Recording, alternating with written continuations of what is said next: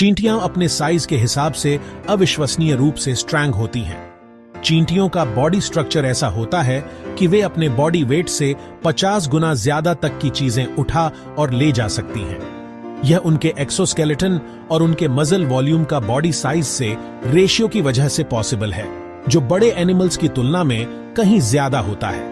आसान शब्दों में कहें तो क्योंकि चींटियां छोटी होती हैं, उनके मसल्स को ग्रेविटी के अगेंस्ट उतना हार्ड वर्क नहीं करना पड़ता, जिससे वे छोटी पावर हाउस बन जाती हैं।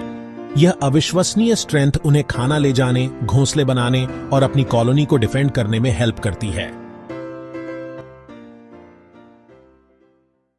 चींटियों की कॉलोनीज बहुत अनऑर्गेनाइज्ड सोसाइटीज होती है। चींटियां स्ट्रक्चर्ड कॉलोनीज में रहती हैं, जिनका साइज कुछ इंडिविजुअल्स से लेकर लाखों चींटियों तक हो सकता है।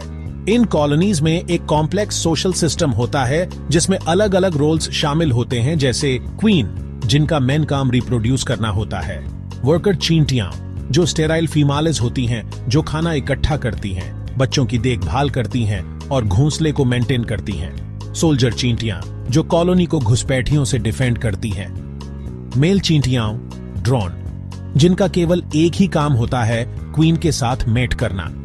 कॉलोनी का हर मेंबर मशीन के पार्ट्स की तरह एक साथ काम करता है और कॉलोनी लगभग एक सिंगल सुपर ऑर्गेनिज्म की तरह काम करती है।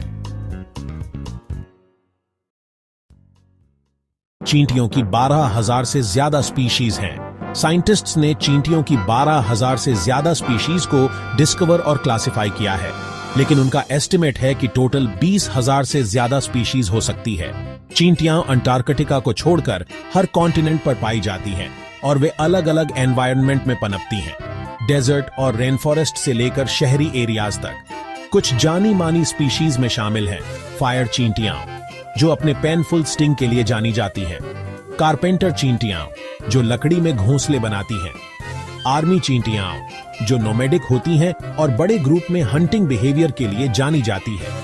हर स्पीशीज की अपनी यूनिक बिहेवियर, डाइट और अडेप्टेशन होती हैं, जो उन्हें अपने स्पेसिफिक हैबिटेट्स में सर्वाइव करने में हेल्प करती हैं।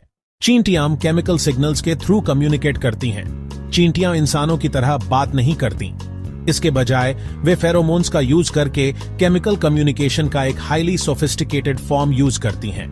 ये सेंट्रेल्स और सिग्नल्स होते हैं जो दूसरी चींटियों को इंपॉर्टेंट इंफॉर्मेशन बताते हैं, जैसे खाना कहाँ है, अगर पास में कोई खतरा है, किस डायरेक्शन में जाना है, कब अटैक करना है या पीछे हटना है।